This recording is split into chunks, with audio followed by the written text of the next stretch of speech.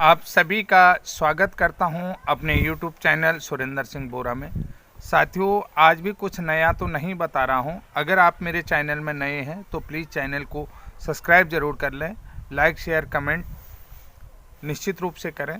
तो साथियों, जैसा कि आपने देखा कि मध्य प्रदेश में जो है कि वर्ग 3 की भर्ती जो है कि फाइनल स्टेज तक पहुंचने वाली है और पश्चिम बंगाल में ऑलरेडी बीएड को कंसीडर कराई हुआ है और राजस्थान में भी बहुत बड़ा महत्वपूर्ण अपडेट आ रहा है। तो राजस्थान के अपडेट में बहुत सारे लोग कहते हैं कि आप नया क्या बता रहे हैं। नया कुछ नहीं बता रहा हूं मैं, लेकिन आपसे एक निवेदन है कि अगर आप चैनल में नए हैं तो प्लीज़ चैनल को सब्सक्राइब ज़रूर कर लें, ताकि आपको इस तरीके के नए अपडेट मिलते रहें और आपके जितने भी मोटिवेशन होते हैं उन मोटिवेशनों से हमें भी ऊर्जा मिलती है। आपकी तादाद जितनी अधिक होती है उससे ऊर्जा मिलती है कि काम करने का मन होता है, नई जगह से नई चीज़ें मिलती हैं, नए लोगों से बातचीत होती है। कि अगर आप लोगों का एक छोटा सा कमेंट भी आता है वो मेरे लिए बहुमूल्य होता है। उस कमेंट की कीमत मैं बता नहीं सकता हूँ आप लोगों को, चाहे आप वो पॉजिटिव हो या नेगेटिव हो, वो पॉजिटिविटी हो उसके अंदर या नेगेटिविटी हो, इससे मुझे कोई फ़र्क नहीं पड़ता है। लेकिन वो आपका कमेंट जो है कि मुझे एक नया दिशा देता है, नया डायरेक्शन देता है, नई चीज़ सोचने के लिए देता है। तो इसलिए निश्चित रूप से आप लोग कमेंट करें और आप लोगों का वो जो कमेंट है वो मेरे लिए बहुत कीमती है, बहुत अमूल्य है, प्रीशियस है। उसकी कीमत मैं आपको बता नहीं सकता हूँ। तो साथियों, आपको थोड़ा सा ले जाता हूँ राजस्थान में। जैसा कि आपने देखा कि राजस्थान हाई कोर्ट से बीएड वर्सेस बीएसटीसी विवाद शुरू हुआ था, तो वहाँ से जैसे ही बीएड को लेवल फर्स्ट से बाहर किया तो ये मामला सुप्रीम कोर्ट में चला गया। आप इस चीज़ को पूरी तरीके से जानते हैं। तो अब धीरे धीरे देखिए मामला बढ़ता गया। अभी 10, 11, 12 जनवरी तक लगभग सुप्रीम कोर्ट में सुनवाई है और जो फैसला आया, जो भी डिसीजन आया, उसको भी रिजर्व रख लिया गया। लेकिन अब राजस्थान से एक नई पहल शुरू हो चुकी है। उस पहल की जो शुरुआत हुई वो मेरे द्वारा ही की गई थी। एक्चुअल में जो पहल मेरे द्वारा कुछ पहले ऐसी की गई थी कि जो संभव था मैंने उन लोगों को, चाहे मुकेश जी हों, अशोक जी हों, उन लोगों को एक सही डायरेक्शन दिया था।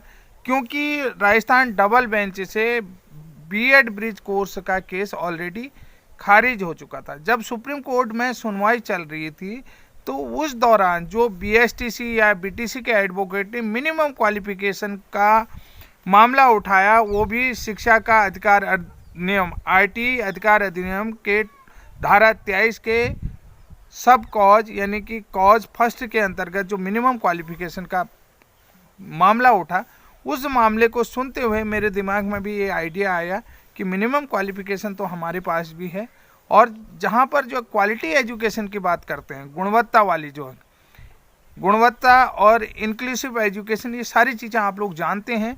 मैं इन चीज़ों में ज़्यादा फोकस नहीं करूँगा, सीधा मुद्दे पर आऊँगा कि जब मिनिमम क्वालिफिकेशन का आइडिया क्रिएट हुआ तो मैंने सीधे राजस्थान के लोगों को बताया।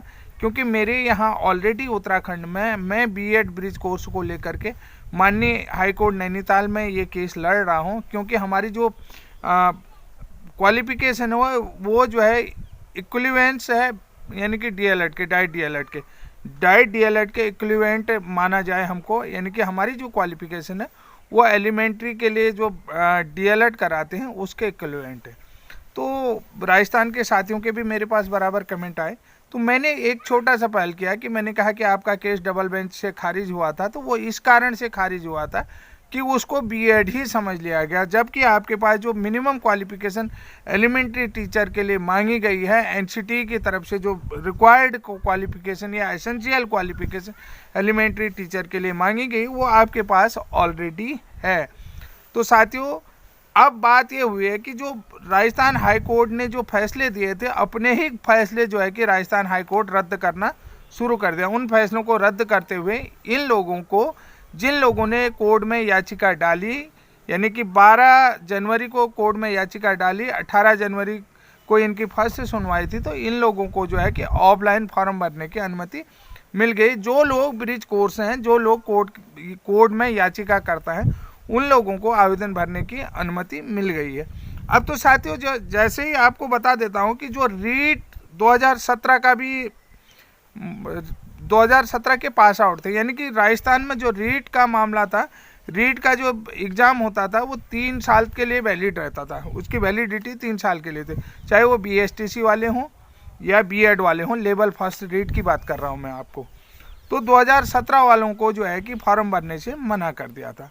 तो कुछ लोग जो है कि याचिका करता थे, उसमें B.Ed वाले भी थे और ब्रिज कोर्स और B.Ed वाले भी थे और BSTC वाले भी थे।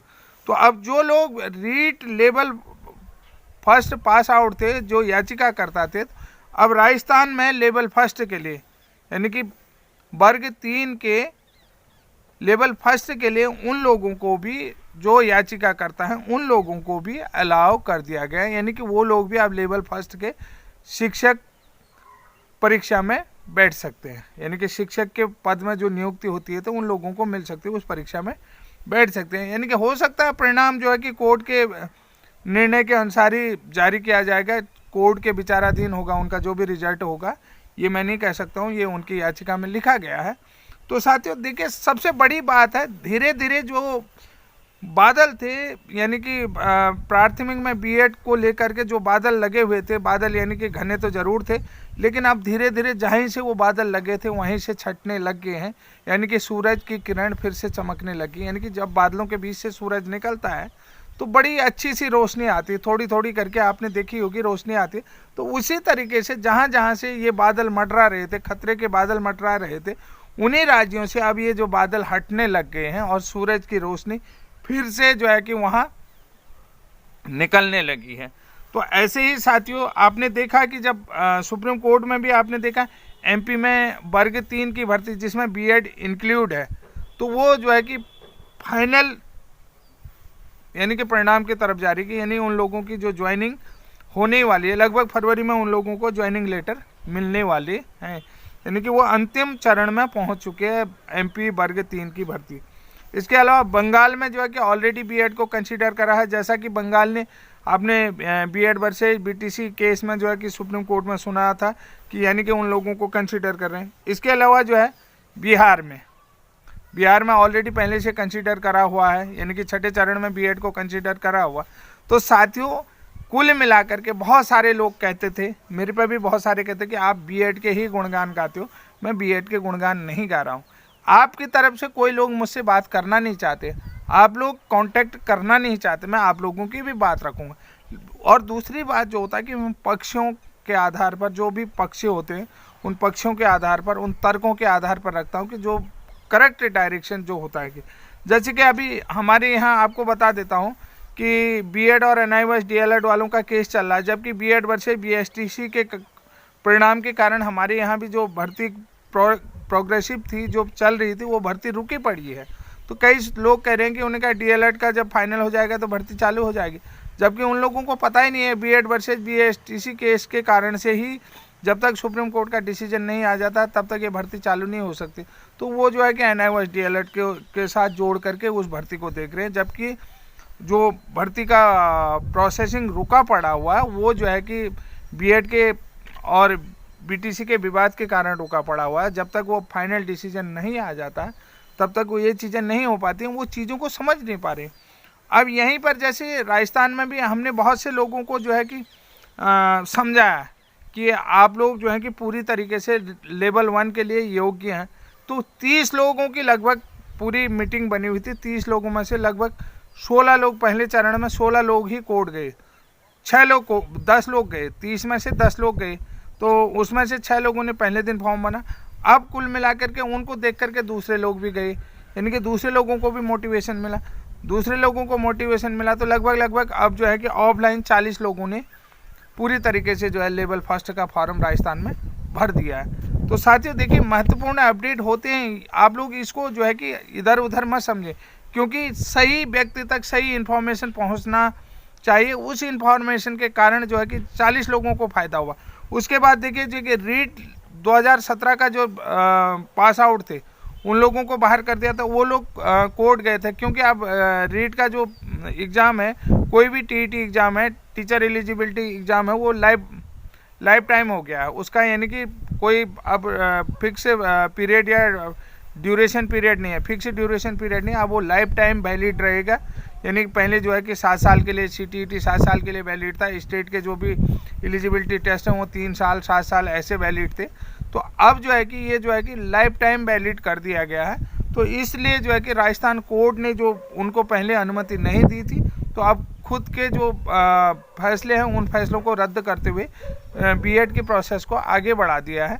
तो साथ ही ये महत्वपूर्ण जानकारी मैं अपने चैनल से आपको समय समय पर देते रहता हूँ, और जैसे ही बड़े अपडेट आएंगे निश्चित रूप से आपको बड़े अपडेट भी दिए जाएंगे। जैसे आपने देखा होगा सुप्रीम कोर्ट में B.Ed वर्सेस BTC का विवाद चल रहा था, तो NIOS DLED और B.Ed उत्तराखंड विवाद को किसी ने ज़्यादातर हाईलाइट नहीं किया, फोकस नहीं, क्योंकि वो जो है कि वो पूरा केस जो है कि B.Ed वर्सेस BSTC के सराउंडेड है, उसी पर डिपेंड है, उसी के फैसले पर डिपेंड है, कोई बड़ा मसला नहीं था। तो इसलिए लोगों ने ज़्यादा उसको हाईलाइट नहीं किया, क्योंकि वो उसके इर्द गिर्द ही, उसके बियॉन्ड ही घूमेगा। तो उसके बियॉन्ड जो भी होगा बाद में जो है कि, क्योंकि स्टेट का कोई इंटरेस्ट है नहीं, और बाकी जो है कि ज़बरदस्ती जो स्टेट का हुआ था उसके आधार पर भी सुप्रीम कोर्ट चले गए लोग।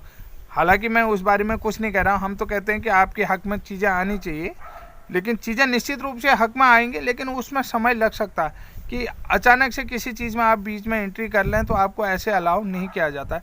समय हम देखिए 2 साल से लगातार रखते हैं। अब राजस्थान से थोड़ा सा पॉजिटिव साइन आप लोगों को मिल रहा है, ब्रिज कोर्स वालों को, ऐसे हो सकता है कल को हिमाचल से भी पॉजिटिव साइन मिलने लग जाएगा। तो कुल मिलाकर के जो B.Ed ब्रिज कोर्स वाले हैं, तो वो प्राथमिक में जो है कि उनको बहुत अच्छा सकारात्मक साइन मिल रहा है। तो ये बड़ी अच्छी खबर राजस्थान से भी आ रही है, अन्य जगहों पर से भी आएगी। धीरे धीरे आप देखोगे कि पूरी तरीके से ये चीज़ें एकदम DLED के इक्वल रहेंगी और DLED के इक्वल हो जाएंगी चीज़ें।